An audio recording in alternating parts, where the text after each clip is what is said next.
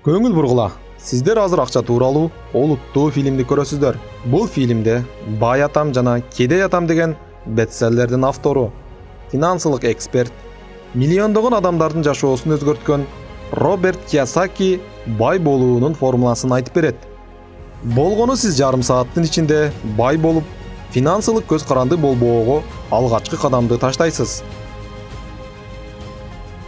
Супер булак тартуулайт. Роберт Кийосаки. Кантип 30 минутанын ичинде байып кетүү керек. Көпчүлүгү билбейт. Негизинен акчанын 3 закону бар. Биринчи закону. Мен жаш кезимден эле түшүнө баштагам. Акча бул сиздин ой жүгүртүүңүз. Менден сурашат. Мен канткенде көп акчалуу боло алам? Анан мен жооп берем. Сиз биринчи ой жүгүртүүңүздү өзгөртүңүз. Ооба, болгону ушул эле нерсе керек. Акча жөнүндө ой жүгүртүүңүздү өзгөртүүңүз керек. Мен түшүнөм, акча тууралуу адамдар менен сүйлөшкөнүмдө, алардын ой жүгүртүүсү менен менин ой жүгүртүүм карама каршы чыгат. Бул бир гана акча тууралуу эмес. Билесиңерби? Үй бүлө менен тамактанууда секс, дин, акча, дагы башка нерселер талкуу болбойт. Себеби бул нерсеге ар кимдин ар кандай ою бар. Менин жарды үй бүлөмдө, менин жарды атам айткандай, мага акчанын кереги жок. Акча маанилүү эмес деген мен түшүнө баштадым. Бул менин жарды атамдын акчага болгон ой жүгүртүүсү деп. Ал эми бай атам дайыма айтчу. Акча бул мүмкүнчүлүк. Акча сага күч, эркиндик берет. Баалай бил деп. Көрдүңөрбү? Акча тууралуу мына ушундай ар кандай ой жүгүртүүлөр болот. Мен байкагандай бул нерсени биз кыла албайбыз, же ала албайбыз деп бул нерсе айтылганда эле ишке ашып жатпайбы? Мына акча бул сиздердин башыңыздардагы эле ой, бирок чоң күчкө ээ. Мен адамдар менен пикирлешип жатканымда мен суроо узатам. Айткылачы, акча тууралуу ата-энеңер эмне деп айтчу деп. Себеби бул реалдуулукка айланат да. Үйдөгүлөр эми сен университетке тапшырасың, андан кийин жумуш издейсиң. Мейли, ата-энеңер айтпаган жол менен да барсаңар, ошол эле бойдон калган учурлар көп. Көпчүлүк адамдар жарды үй бүлөдөн чыккан. Америкада 100 адамдын ичинен бир адам 60 жашында бай адамдардын катарын толуктап келет. Бул да ааламдагы эң бай өлкөдө болуп жатканы. 100 адамдын ичинен бир адам.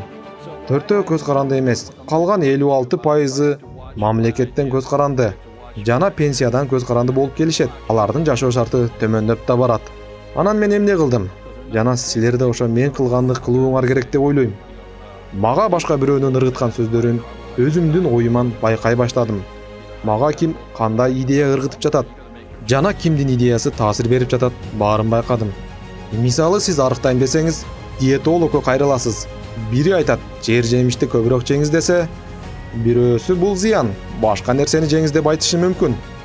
Жыйынтыгында сиз баары бир бирөөсүн тандайсыз, туурабы? Экинчи закон. Бул менин эки аталуу болгондугумдан карама каршы көз караштагы шартта чоңоюп, түшүнгөн нерселеримден улам айтам.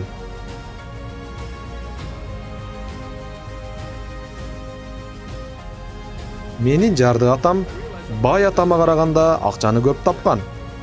Мен ойлойм, биздин эң чоң кетирген катабыз, эгер лотереядан утуп алсам, мен байып кетем. Бирок уткан учурда да сиздин ой жүгүртүүңүз мурдагыдай эле калып жатпайбы? Бул сизге эч нерсе бербейт. Акча бул өтө чоң курал. Менин бай атам айткандай, эгер сен акчаны туура колдоно билсең, ал акча сени бай кылат. Эгер сен кыянаттык менен колдонсоң, анда сени жарды кылат деп айтчу. Менин жарды атамдын чоң катасы, эгер менин айлык маянамды жогору кылып көтөрүп беришсе, менин акчалай проблемаларым чечилет дечү. Бирок маянасын көтөргөн сайын ошончолук проблемалар да көбөйүп, чыгашалары да көбөйүп турган.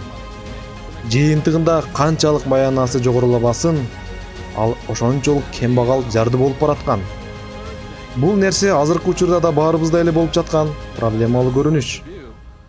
Эки атамдын карама каршы көз карашы менен түшүнгөн үчүнчү закон, бул акча эки түрдүү проблеманы алып келет. Биринчи түрү бул акча жетпей жатат.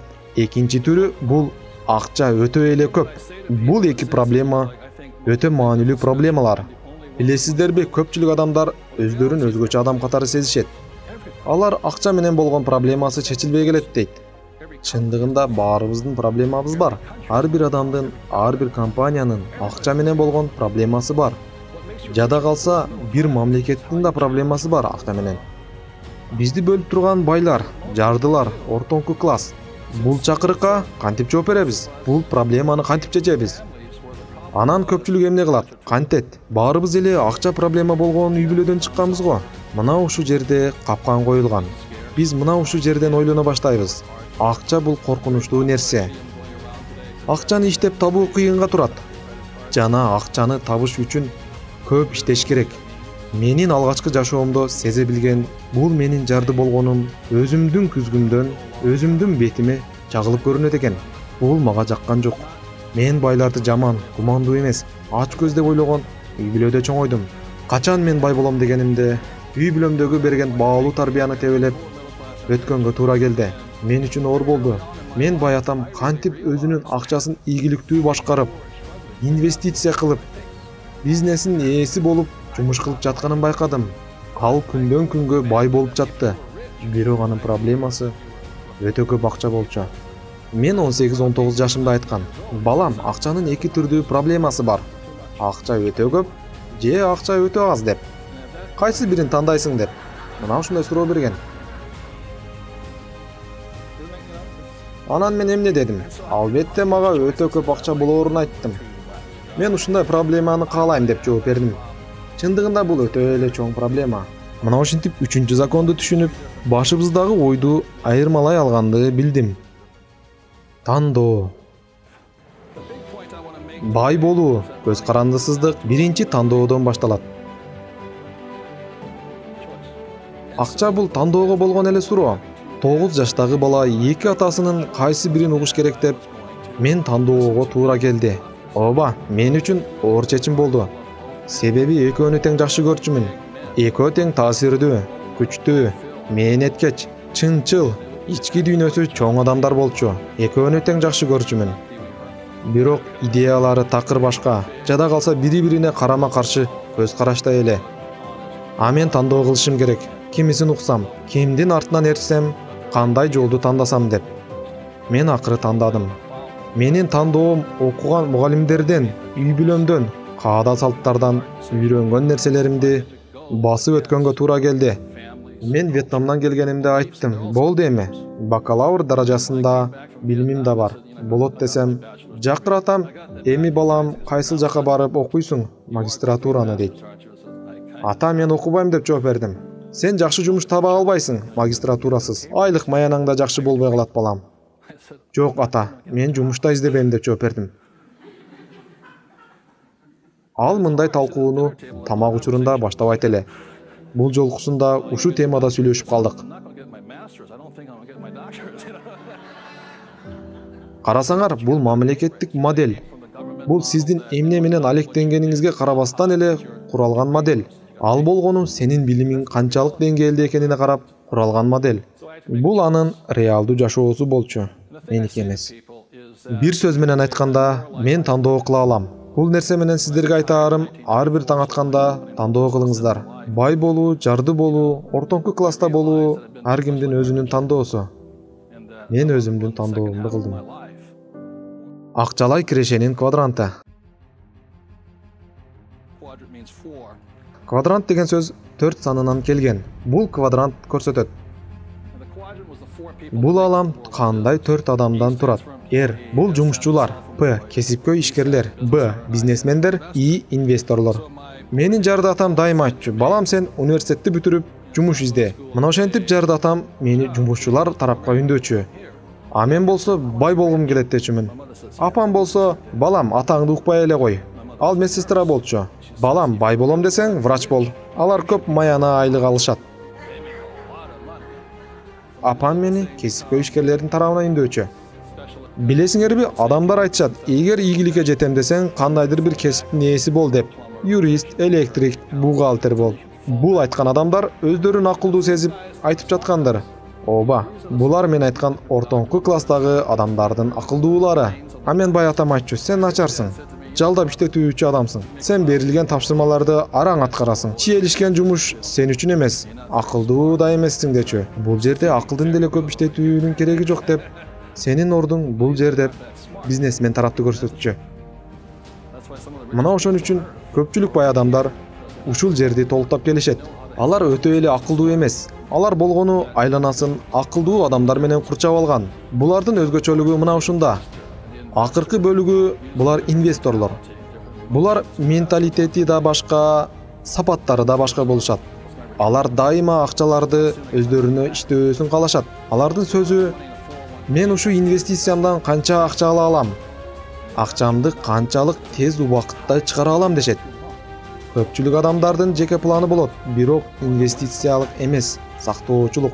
А инвесторлор сактоочу пландарды каалабайт. Туура да келбейт. Анткени акчалары жөн эле сакталып туруп калышын каалашпайт. Алардын акчасы чыгып, кайра киреше болуусуна кызыктар. Бул нерсени акчанын айлануусунун ылдамдыгы дешет. Акчасын сактоочулар сактап, узак мөөнөттөн кийин алышат. Бул баалуулуктун башкача системасы. Менин бай атам айтчу, жалданып иштеген адамдардын сөзүнөн эле байкаса болот деп. Мен жакшы, коопсуз болгон жумушту издейм деп дайыма айтып калышат. Ал эми кесипкөй ишкерлер болсо, мен кылган жумушума мынча пайыз алам, же болбосо саатына мынча доллар иштейм деп айтат. Мына ошентип сөздөрүнөн байкаса болот. Ал эми бизнестин ээлери башкача сүйлөшөт. Алар: мен акылдуу адамдарды ишке чакырам, мага кесипкөй адамдар керек деп. Себеби алар кийинки бизнесин ишке ашырууга кызыктар болуп келишет. Алардын көптөгөн корпорациялары бар. Мына ушунусунан айырмаланып турушат. А инвесторлор болсо, мага кайтып келүүнүн инвестициянын коэффициенти керек дешет. Кичи бизнесмен менен чоң бизнесмендин ортосунда да чоң айырма бар. Эгер чоң бизнесмен болсо, ал баарын туура кылып жаткандыгынын белгиси. Себеби ал бизнесине ишеничтүү адамдарды койгон. Ал өзү жок болсо да бизнеси өнүгө өсө берет. Ал эми кичи бизнестеги бизнесмен өзү өнүгө албай кала берген учурлар көп болот. Себеби кесипкөй адамдарды койбостон, жөнөкөй адамдарды коюу бул бизнесин артка тартып, ортодо бизнесин дайыма өзү карап турууга туура келет. Бизнесмен менен инвестордун ортосунда да чоң айырма бар. Себеби мага көп келишет: мен гамбургерни киоск ачайын дедим эле деп. Анан мен айтам: бирөөнү элеби? Рэй Крок деген жигит дүйнө жүзү боюнча гамбургерни бизнес ишканасын ачкан. Айырма адамдардын көргөчтүгүндө, лидерликте жана сапатында. Булар бири-бирине окшобогон адамдар. Эмне айырмалап турганы бул алардын сезимдеринде, ойлорунда. Бул катардагы адамдарды тактап айтканда жумушчулардын өтө сезимтал экендиги бул алардын коркуусунда. Анткени алар коопсуздук жөнүндө көп ойлонушат. Коопсуздук маселеси алардын жүрөгүнүн түпкүрүнөн орун алган. П катарындагы кесипкөй адамдар, булар коркуп калган адамдар.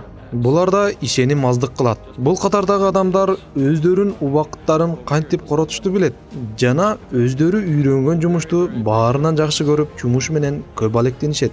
Алардын ою максимум жылына $500,000 иштейбиз дешет. Себеби алар акчаны убакытка бөлүшөт. Акча бул убакыт деген девиз менен жүрүшөт. А бул катардагы бизнесмен жана инвесторлордун катары. Инвесторлор нейтралдуу ой жүгүрткөн адамдар. Чыныгы инвесторго баары бир, базар өйдө кетип жатабы же төмөн кетип жатабы. Анткени ага баары бир өз акчасын иштетишет. Ага жеңилүү бул жеңүүнүн аз өлчөмү деген ойдо болот. Ал эми бул катардагы бизнесмен адамдар чыдамкай болуусу менен айырмаланат. Булар акчасын сарптап көпкө чейин күтүп жүрө беришет. Мисалы 3 жыл. Мага кеңеш сурап келген адамдарга дароо эле айтам: 3 жыл бою бекер иштей аласыңарбы деп. Алар жок деп жооп беришет. Анан мен айтам: сиз инвестиция кылбай эле коюңуз. Себеби сиз ой жүгүртүүңүздү өзгөртө элек экенсиз. Биздин жашоодо жалданма жумуш болуш керек же инвестор болуш керек. Менин айтайын дегеним, квадранттын кайсыл жеринде турсаңыз да инвестор болууңузду сунуштайт элем. Ооба, бүгүндөн баштап инвестор болуңуз. Мен да 10 жылдан бери эми үйрөнүп келе жатам, ушу инвестор болоюн деп. Мына мен азыр ушул жердемин. Мен инвестордун ордунда калдым. Азыркы учурда менин акчаларым өжөрлөнүп, мага иштеп жатат. Мен акчаларыма эмес. Бул такыр башка көз караш. Бул тууралуу да ойлонуп көрүңүз. Дагы бир оюн бар. Дүйнөдөгү эң бай адамдардын оюну. Аны бүт аалам ойноп келет. Бул оюн тез байып кетүүнүн жөнөкөй жана тез жолу. Менин бай атам айткан: Гавайядан жер сатып алдым, эс алуучу жайлары менен кошуп. А мен айттым: кантип сатып алдыңыз деп. Элестетиңиз, аны сатып аларга мынчалык көп акчасы жок эле. Кантип сен ушундай кооз жерди Гавайядан сатып алдың? Андай жер аз дегенде $10 миллион кем эмес турат го деп. жеке өзүм сата албайм.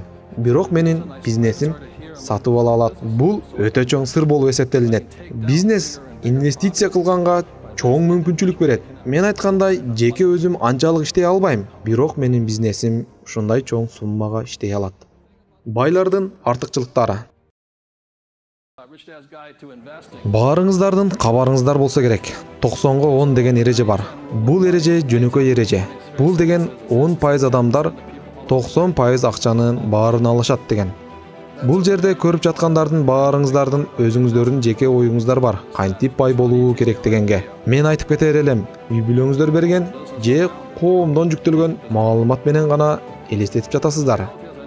Сиз мектепке барганыңызда сизди мектепте бизнесмен болсун деп окуткан эмес. Сизди жалданма жумушчу болсун деп окуткан. Тактап айтканда, байларга иштесин деп. Байлар муну менен пайдаланышат. Алар идеяны алышат, акылдуу адамдарды топтойт, анан чоң ишкана ачат. Мына ошентип алардын бизнеси пайда болот. Анан компаниянын жардамында инвестиция кылышат. Мыйзам ушуларга жазылганда, компания аркылуу инвестиция кылса, налогтору кыскарышы каралган. Мына ошондуктан байлар байыйт деген ушу. Америкада 1943 жылы закон кабыл алынган. Жеке ишкерлер налогду төлөмөйүн акчасын албайт деп. Бул деген мамлекет өзүнүн акчасын алмайын, акчаны бербейт деген сөз. Мына ошондуктан айлык маянаңыз жогоруласа, мамлекетте да салык жогорулайт. Эгер сиз $1 миллион алсаңыз да мамлекетке салык төлөйсүз. А бизнесмендерге закон өзгөрүлбөйт. Ошон үчүн байлардын түзгөн оюнун ойноо керек. Себеби оюндун эрежелерин алар түзгөн.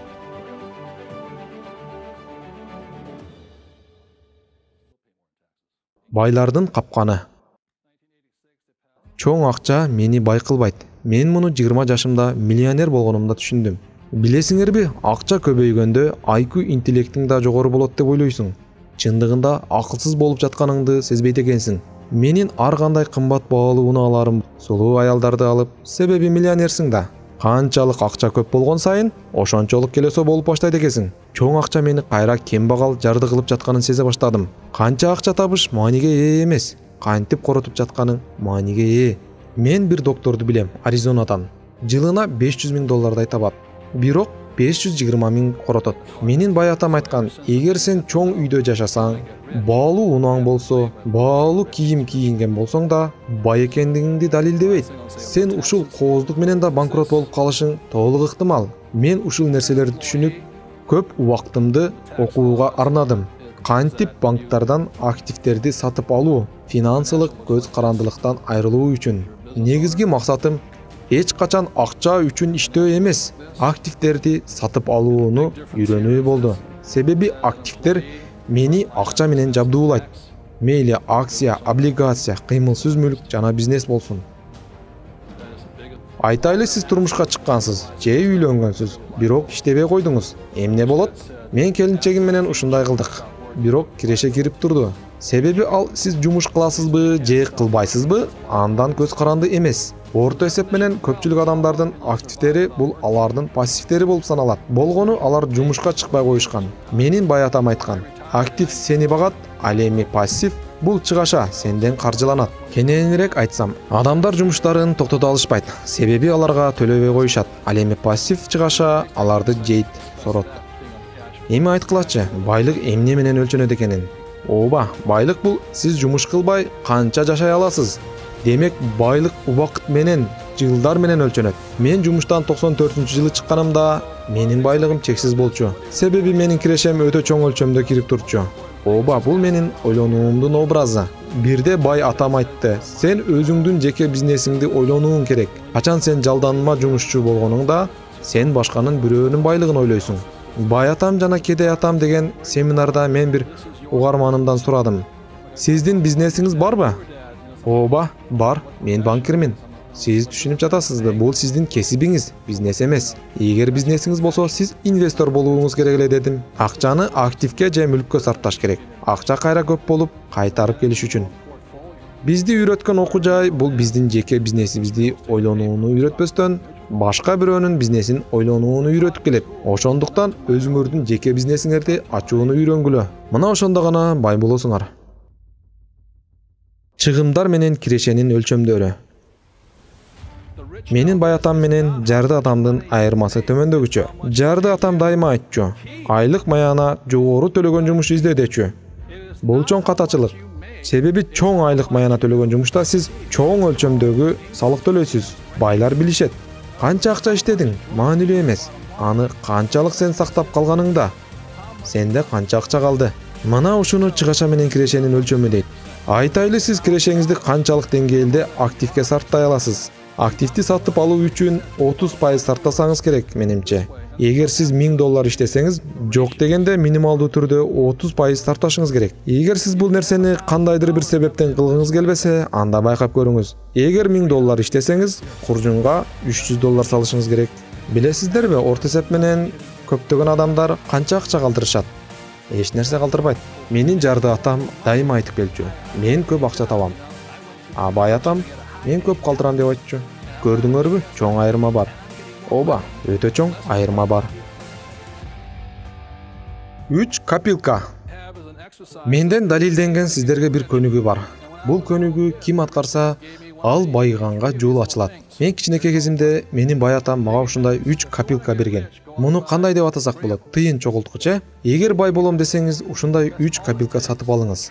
Бай адамдай ойлонуу үчүн ушул нерселер жетиштүү. Бул биринчи, экинчи жана үчүнчү копилка. Бирөөсү топтогонго колдонулат.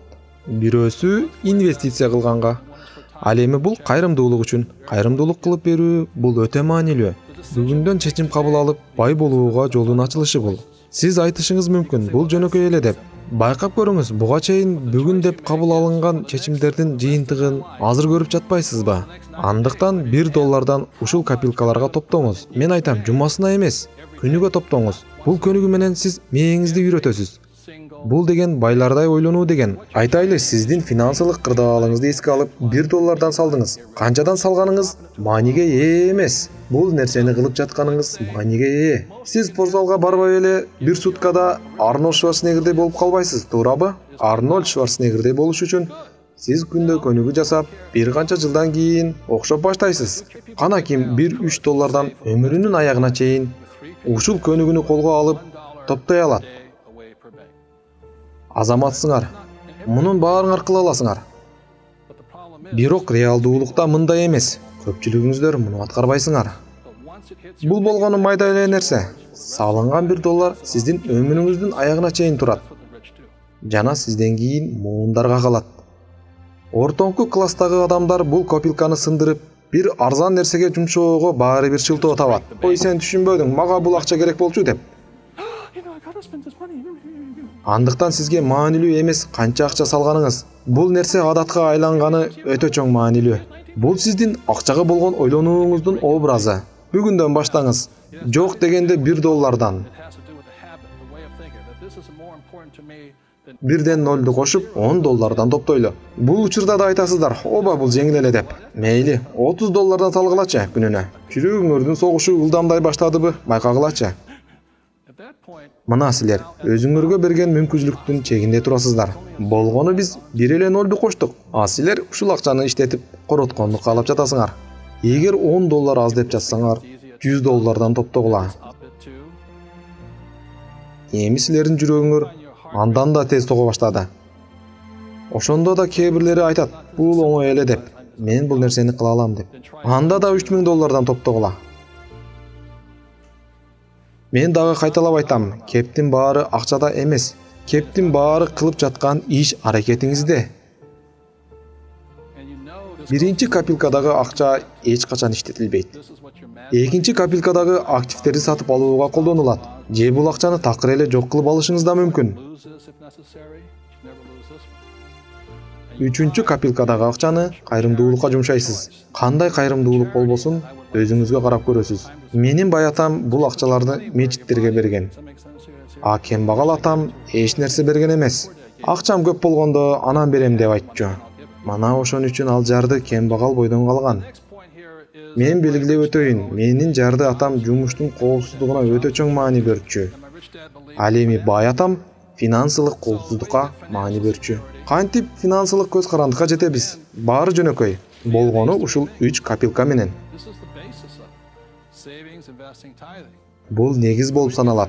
Үнөмдөө, инвестиция, кайрымдуулук. Мана бул жол менен финансылык көз карандылыктан айтылсак болот. Мен мына ошондон баштагам. Мага ошол жол жагат. Кантип жакшы келишим тапса болот?